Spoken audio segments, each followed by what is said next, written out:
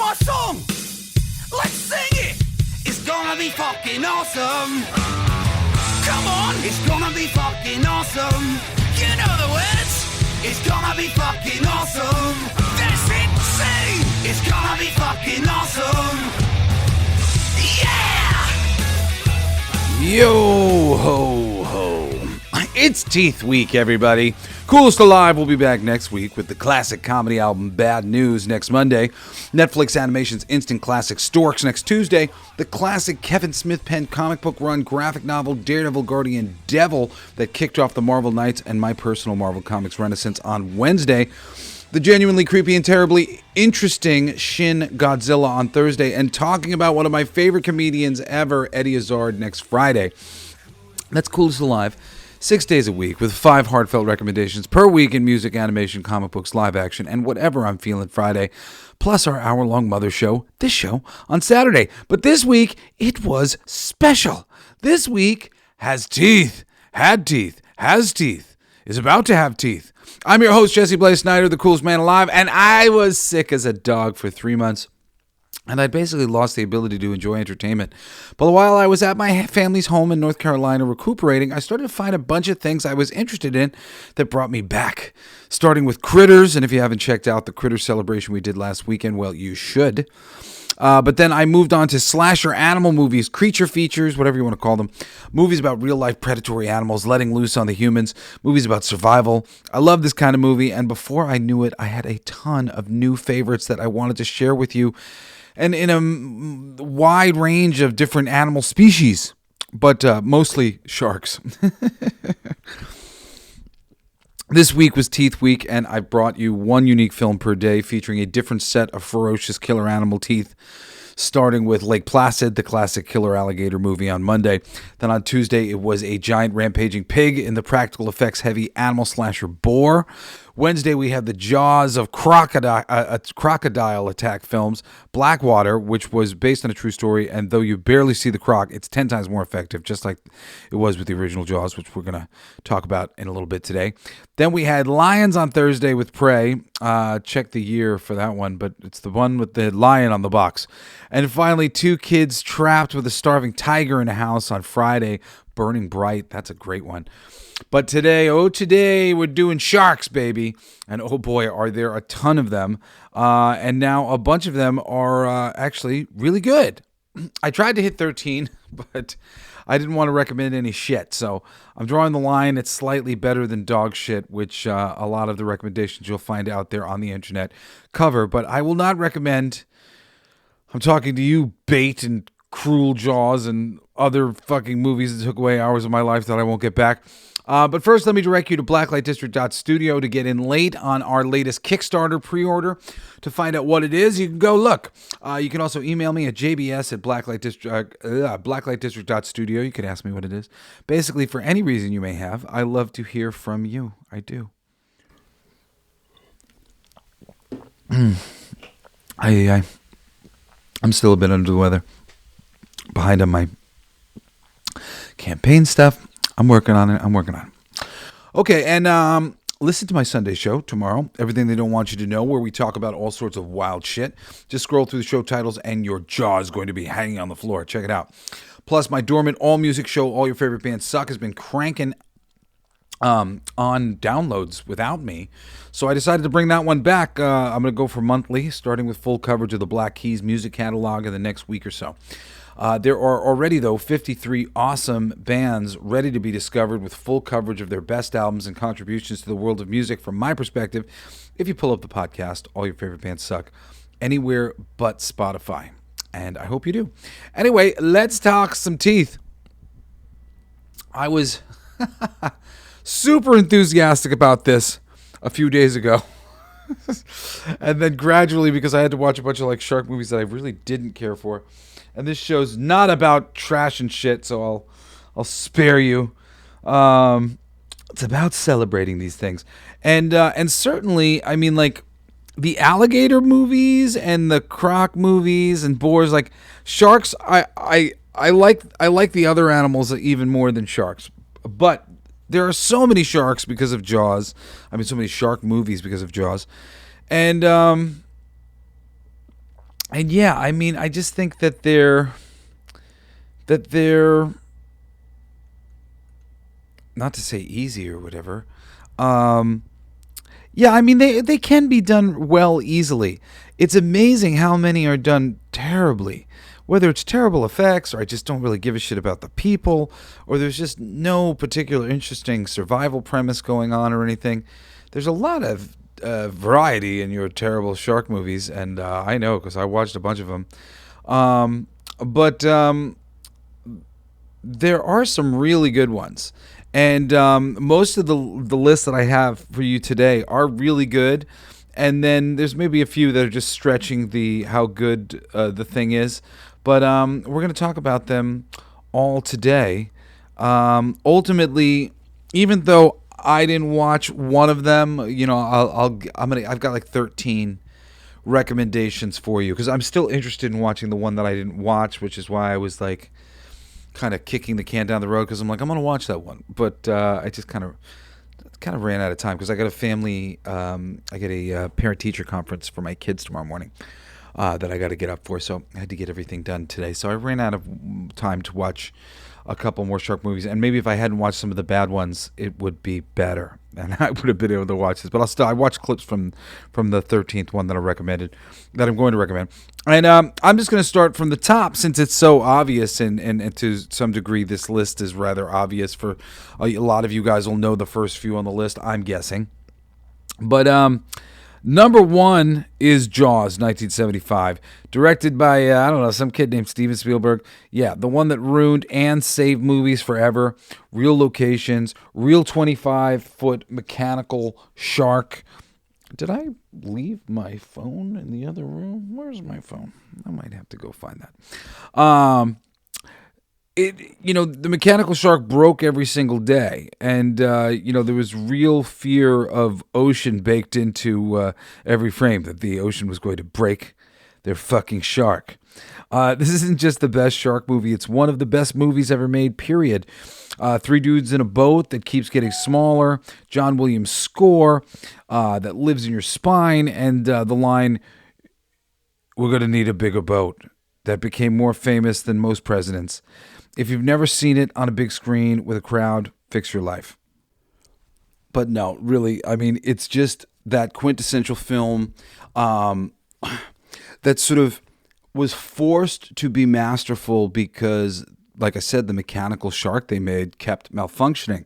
So they ended up with a lot of footage that they couldn't use or didn't want to use because it didn't look good. And you ended up with a movie where you barely see the shark, but it's so effective, and it really just builds to a fabulous crescendo. Jaws is, just one of those flicks that gets the human part of it right, and the human part's really right. If you don't give a shit about the humans, then who gives a shit about what you're watching? The movie stars, of course, Roy Schneider as Brody, Robert Shore as Quint, and Richard Dreyfuss as Hooper. There's not too many other people in it that you'll remember, but this is Steven Spielberg doing his fucking thing. If you don't know who Steven Spielberg is, go look it up, man. Go look up list of Steven Spielberg films, and I'm not gonna sit here and list them all off.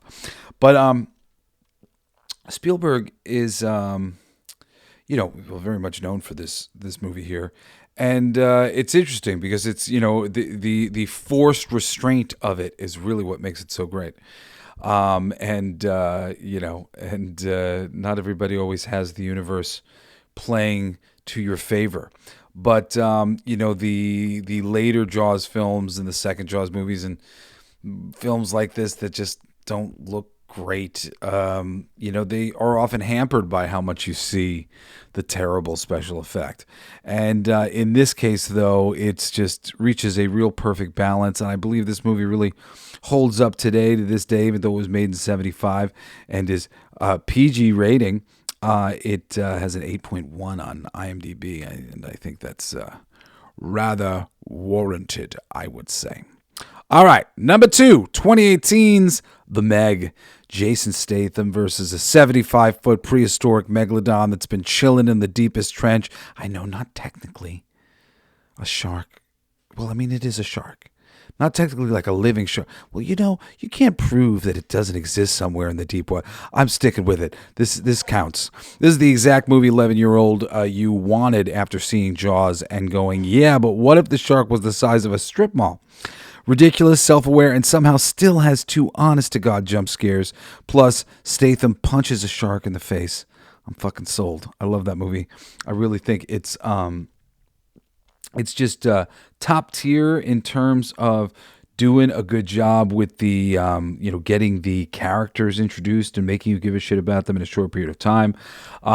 It's got humor. It's like I said, there's genuine scares in it, and and at the same time, it is just a really simple formula of, well, what if Jaws, but even bigger, and there was more bits of that excitement. I really love it. I'm a Jason Statham fan.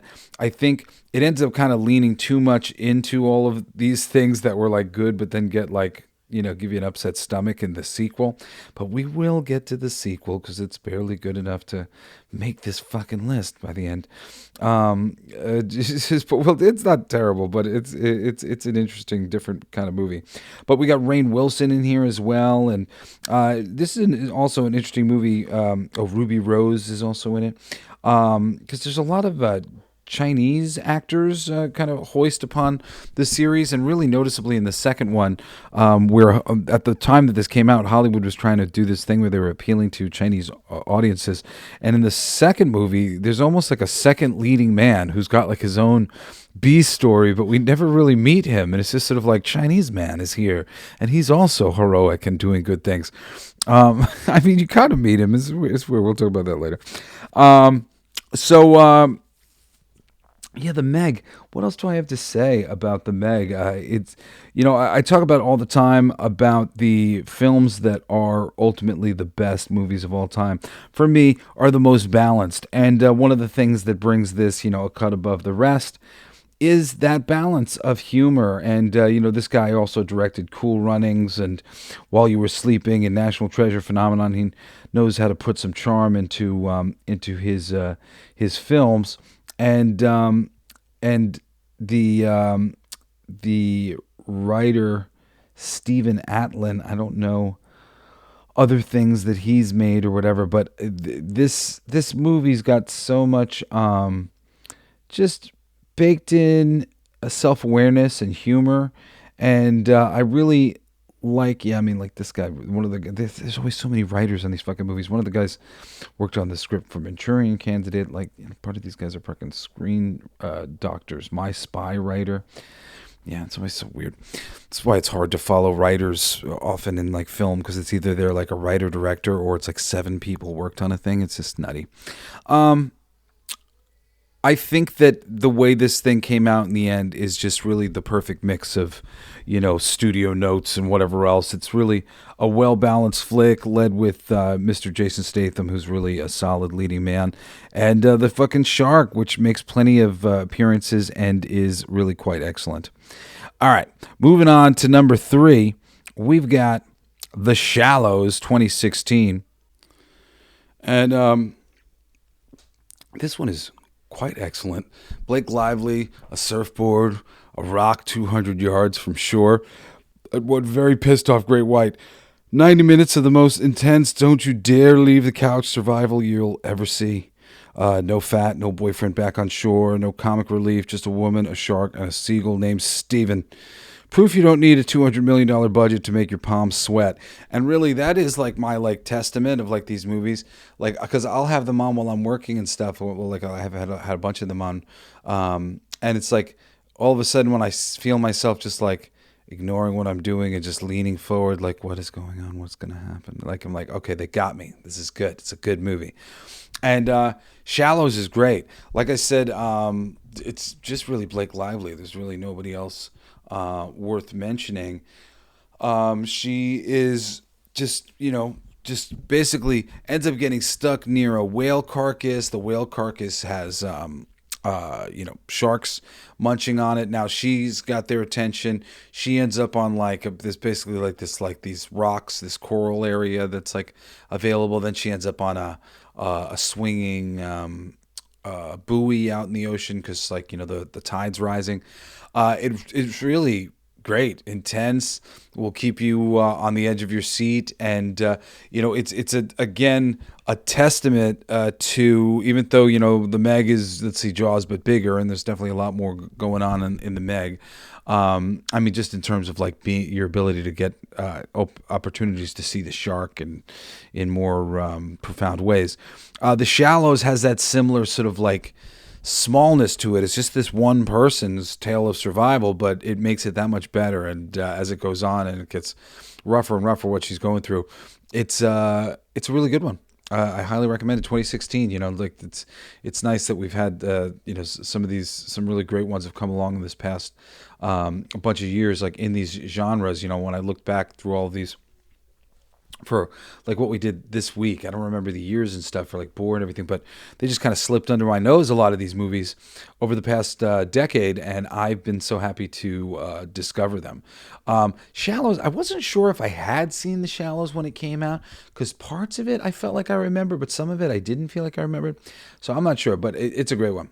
All right, at number 4, Deep Blue Sea, baby, 1999. Genetically enhanced, super smart sharks in an underwater research facility. And maybe you're saying, Deep Blue Sea at number 4? It's already gotten this stupid, Jesse. Hey, listen, I like this stupid, okay? Maybe you don't like this stupid. There will be other ones that are less stupid further down the list. But I enjoy smart stupid. And I really think that this is smart stupid. You got Samuel L. Jackson, you're getting one of his greatest death scenes in history. LL Cool J fighting a shark with an oven and a parrot, and and being fucking tested by the audience for him to survive, which I think is funny too. Like, greatest black guy in a horror movie survival story of all time. The audience liked him and didn't want him to die, so they went back and fixed it. Thomas Jane is there being the fucking hottest man alive in 1999. This is the Fast and Furious of shark movies, really. Stupid, brilliant, and I will defend it until I die. I quite like this one. Who else do we got in there? I mean, those are like the biggest names. I don't want to spoil stuff. I mean, there's a really great turn in the movie. Not Samuel Jackson. LL Cool J is really great. He's charming. Made me want to see him in more movies. I was surprised that we didn't see him in a lot more movies after that. Thomas Jane's great too. A little stiff like he sometimes is. The beautiful Saffron Burrows playing Dr. Susan McAllister. Michael Rappaport's in it. He's great. And you got Stellan Skarsgård in it. I'm glad I looked it up. There's a few more people who are worth mentioning. It's really like, this is one of the few on the list that I didn't watch again. Like, I haven't watched Jaws, but I've seen this movie a shitload of times. I've seen Jaws a shitload of times. Deep Blue Sea a shitload. It's great. It's well done. The special effects are well done. The sort of setup for the type of location they're in this underwater facility, very high-tech underwater facility, but it's breaking because of a number of things that go wrong. So, like, what's designed to hold these sharks. Oh, well, that's it. If I'm remembering, just like to get a little bit. The sharks have been enhanced to be intelligent, and they're figuring out how to, like, turn the facility off and, like, get out. So now it's like one of the shark trainers and one of the scientists and like all these people who work there, everybody's like trying to get out of the facility as it's being flooded. So a great simple premise that keeps it exciting, and there's really a lot of great death scenes in it, and exciting shark moments, and the effects are generally good. There's some great practical shark effects in it. I quite like it and quite recommend it. All right, number 5, Shark Night 2011. I love this one. College kids at a lake house discover the lake is full of about 15 different species of sharks. Someone dumped in there for a snuff film ring. Yes, it's as insane as it sounds. It's basically Spring Break meets Saw with a redneck shark mafia. Pure 2011 trash magic, and I love every second of it. It's really like, there's no actor. Well, actually, that's not true. The dude from fucking Blade is in it. The guy who plays like the sidekick to Deacon Frost's dude. It's his familiar guy. What's the dude's name? I'm gonna find him. Donald Logue. He's great. I like Donald Logue a lot. He plays He plays the sheriff of the thing in the movie, and like I said, I'll try not to spoil too much because like my kind of just even going over the description just kind of spoils a decent amount of just information about it. So I'll just say, kids end up in like a really unsafe environment where there's a shitload of sharks that have been let out, and like some things working against them to get them eaten by these sharks. There's a lot of different species of sharks, which is super fun. The kids are a nice group. For whatever you really engage with them pretty quickly. You might recognize one of the actors or two, not that they're big names or anything, but I really thought that they. Oh yeah, I'm not being fair. What's his name? Joel David Moore. There's one of the guys, and the other guy, Dustin Milligan, who plays Nick. You might recognize him. You might recognize the main lady too, Sarah Paxton, who plays Sarah. But they're not like big name movie stars, not people that you should know. Don't feel bad if you don't recognize their names. But they're all really good, and making you care about the characters is really clutch, and then making you having enough creativity and suspense in like the deaths and whatnot. And this definitely has that. There's just a lot of interesting stuff going on and good character dynamics played well. And you enjoy the movie very much. And then when the credits roll and they play this rap shark song, rock. It's a shark rap. It's a rap shark rap. Shark, not a rap shark. It's a shark rap. They do a shark rap song, which is like super inside and like edited to like them singing about their upcoming deaths in the movie before the death happens. It's very funny. Especially just right after having watched the movie. It made me love the movie that much more. But Shark Night really is just a kind of fun shark horror movie thing. It's just, there's a lot more to it, a lot more going on with it. Recommend Shark Night a lot. All right. At number 6, we got 47 Meters Down, 2017. Two sisters, cage diving in Mexico. One of them is Mandy Moore. Cable snaps. Cage sinks to 47 meters. Air's running out. Sharks showing up. Zero cheating. Filmed in a real tank. Claustrophobic as hell. And, your heart rate will hit 180 and stay there. Mandy Moore proves she can do more than cry, like in This Is Us. But, it's really great. The performance is great. Her and her sister's great.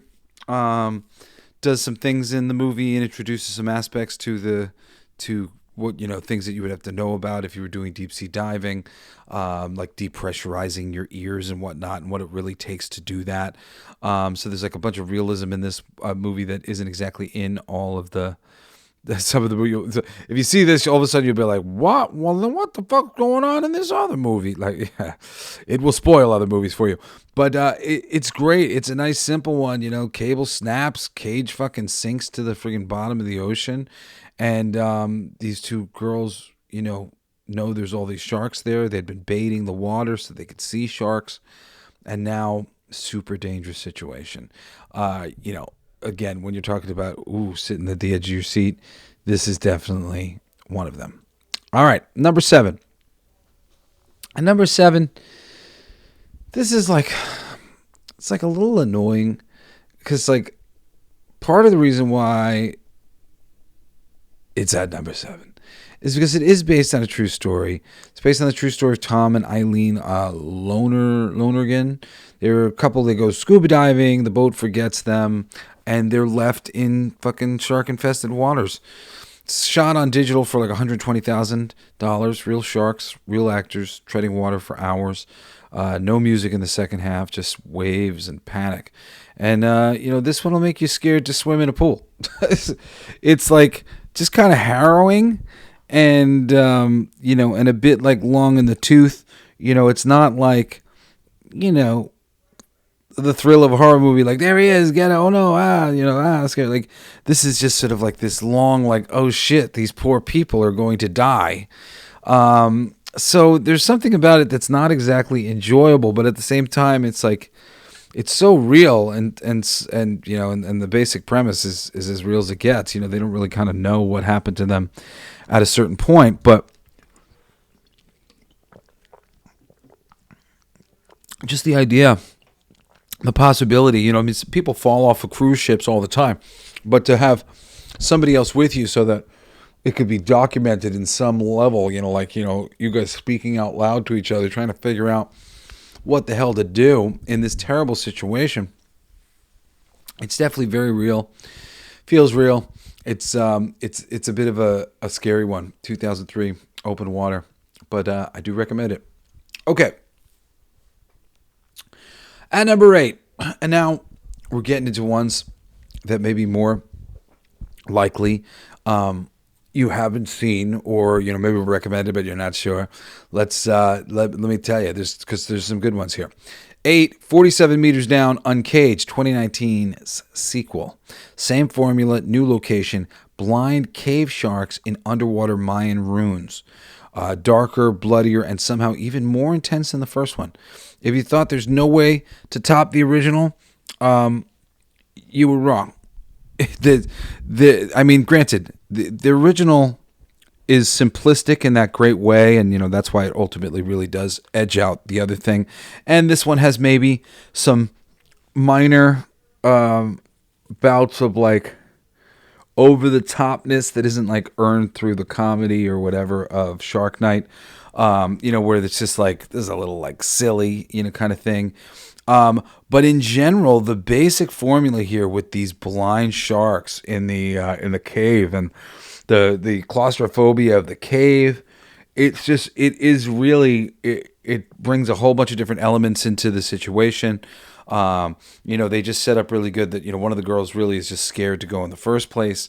And of course, she's the one that we stay with the whole time. They've got a lot of other interesting little bits like, what do you call it? When there's like an underwater pressure system, don't get caught in the current, underwater currents and in the cave. There's just a whole bunch of extra elements being added into this shark situation. And for that, I give it kudos. It's a super enjoyable shark movie. As is number 9's Shark Bait 2022, just came out. This was excellent, though. It's the one that I most recently watched. I watched it today. Group of drunk spring breakers steal a couple of jet skis. They crash into each other. They end up fighting for one working jet ski while sharks circle. It's petty crime, betrayal, and shark attacks. It's Lord of the Flies on the jet skis. Way meaner and more clever than it has any right to be. It was actually higher on the list when I was like halfway through it, but it just kind of starts jumping the shark a little bit as time goes on in the movie. There's some certain aspects of it that were definitely like it's like premise is like a little shaky, but I like the basic bit of it. It was set up good. The characters were done well. It's like well acted and stuff. But then just towards the end, it just started to get a little silly. So it got pushed down the list a little bit, but still a worthy shark movie, and just came out in 2022. So again, some slightly more recent ones. Now, this one is like a little weaker for me, but again, sort of brought up by the fact that it's based on a true story, even though, again, the true story and the actual story are not exactly the same. I don't remember exactly what the true story is here. But technically another true story based one. Boat capsizes off the coast of Australia. 4 friends decide to swim to a distant island because staying with the wreck is a worse idea. And real reef sharks, real ocean, film documentary style, quiet, brutal, and will make you never want to be on a little boat again. It's definitely another one of those like slightly harrowing ones, more than like entertaining. Frustrating in a couple different ways, but based on some real stuff and some real reality and types of choices that people have had to make in their real lives. Just for me, that shit's like kind of crazy. With sharks, I recommend The Reef. A lot more people like it more than I did, but it's just a little bit more boring, like on the open water side. But Shark Bait and 47 Meters Down, Uncaged, I really like those two, and I'm hoping that you've already seen 47 Meters Down. Maybe Shark Night's so good. The Shallows, it's great. Okay, number 11, and I rewatched it today as well. I I like it, but it's so disappointing. And really, can I talk about both of these movies just at the same time? We'll talk about number 11 and number 12 on the list. Meg 2, The Trench, 2023, and Jaws 2, The Jaws, 1978. Statham's back. The Megs brought some friends. And now there are land-walking little lizard dinosaur things, too, apparently. It's like the most batshit sequel since Gremlins 2, but not written as great. And, I do mean that as a compliment on the other side of it, but still, not written as great. It is a pure theme park ride, kind of chaos. And you just, like, strap in and scream. But it's like a lot of it is just like, am I watching a new Jurassic Park movie? Like, what the fuck's going on here? It definitely jumps the shark, so to speak. I would say for me, the Meg, The Trench, but it is still enjoyable and straight. Like I said, there's like a second leading man with this Asian man who's like literally, it's like whatever Jason Statham does at like turning points in the movie, he's doing like the same thing like next to Statham. He's like the secondary leading man, but like he's not given as much to do, so it's just a little weird. But it was like, hey, China, look, it's your leading man. Here, white people, this is your leading man. It's really weird. It's really weird how they did it. It is passable. I thought, do I just cut this off the list and I just do a top 10? But these aren't terrible movies. Jaws 2 isn't terrible either. Just when you thought it was safe to go back in the water. There's a whole bunch of like interesting moves and stuff going on in Jaws. It's the same town, new shark, new teenagers, teenagers on sailboats. I didn't give a crap about the people, but most of them just get eaten like sushi. It's not as good as the first, but it's still better than 99% of everything else on this. Not on this list, but on like list of shark movies. And Roy Schneider looks like he hasn't slept since 1975, and I respect that. It's this time the shark works, but we're not better for it. I mean, really, if you want to see how effective it is in another genre, the crocodile movie that I recommended this week, Blackwater, so fucking good. And you barely see that fucking crocodile. And then like when you do, it matters. Fucking matters, man. So yeah, more isn't necessarily better. And the Meg 2 is just like more of more. And Jaws 2 is more and not as good for it. But still, it's classic Jaws 2, and I think Meg 2 is kind of fun in its own right as well. So I am still recommending those ones if you like these kind of movies and whatever else, because it's certainly, I mean, like the Meg 2 and Jaws 2, they're better than so much of what's out there. Really, the top 10 though here going to Reef. This is like the creme de la creme of these movies that I've been able to watch so far. Granted, I've probably only seen like another dozen of these other ones that were terrible in one way or another. Like I wouldn't recommend open what is it called again? Open Water 2 or Open Water 3. They sucked. There's just some that I can remember off the top of my head right now. But also, I want to recommend one final one. This will be the 13th. I only got to watch bits and pieces of it, but it's a documentary called Blue Water, White Death in 1971. It's considered to be the granddaddy documentary that the Jaws guys watched on loop while making the Jaws movies. Real divers in cages hunting great whites in the 70s with zero safety standards. The oceanic white tip feeding frenzy scene is still one of the most terrifying things ever put on film, which you can see clips of that, like if you go onto YouTube or whatever. But I had to pay to rent it, and I was planning on doing it, but I never got around to doing it. But anyway, according to what I've read, this is where the nightmare started. So there you go, my brothers and sisters. 13 bloody good Shark Slayer films ready to go in order of I can't believe you haven't seen it yet. Anyway, that was Saturday's promised Shark Teeth, and boy, do I think we delivered on the fucking teeth, huh? Join me tomorrow for the latest installment of Everything They Don't Want You to Know. Tomorrow's episode is on A1 Atlas, or whatever the fuck it's called. That's a PSYOP. that's going on right now. And if you want specifics, tune in. But if that's all too much for you, just join us back here again where it's safe this Monday for another gauntlet of coolest live entertainment recommendations, starting with a killer comedy music album on Monday from a British comedy band starring the cast of The Young Ones. Join us for some bad news on Monday. And then it's the usual animation, graphic novel, live action film, and one of my favorite comedians on Wildcard Friday. You've been listening to Coolest Alive with me, your friendly neighborhood Snyder man, Jesse Blaze Snyder, bringing you all the best things in entertainment.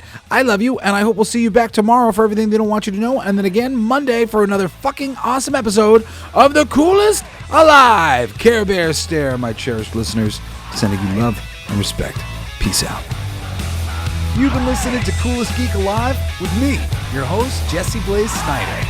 Don't forget to rate, comment, and subscribe for more excellent geek culture content. Thanks for listening. It's my favorite part!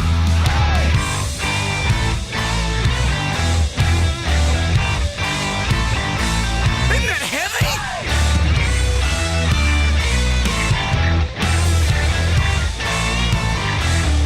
I played that! It's gonna be fucking awesome! Coolest alive! It's gonna be fucking awesome! Stay with your tribe! It's gonna be fucking awesome! Revenge of the Geeks! It's gonna be fucking awesome! Week after weeks! It's gonna be fucking awesome! Laughing with you! It's gonna be fucking awesome! And crying sometimes too! It's gonna be fucking awesome! Spelling it out! It's gonna be fucking awesome! Making you shout!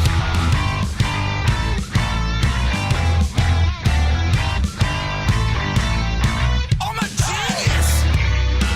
I got lyrics coming out me bum for days!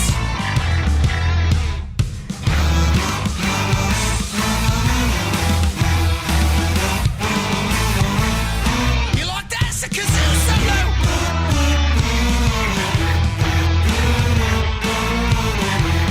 I played that too! It's gonna be fucking awesome! Talking some shit! It's gonna be fucking awesome! Living your shit! My voice is fucking awesome! Food in our mouth! It's gonna be fucking awesome! Get in the mouth! It's gonna be fucking awesome! Tell all your friends! It's gonna be fucking awesome! Call right or text! It's gonna be fucking awesome! Raising the bar! It's gonna be fucking awesome! Straight to the stars! It's gonna be fucking awesome! It's starting soon! Straight to the top of the awesome! Passing the moon! It's gonna be fucking awesome! On with the show! It's gonna be fucking awesome! Ready, set, go! It's gonna be fucking awesome! Fucking awesome! It's gonna be fucking awesome! Just wait! You'll see! You'll all see! The podcast playground. Hooray!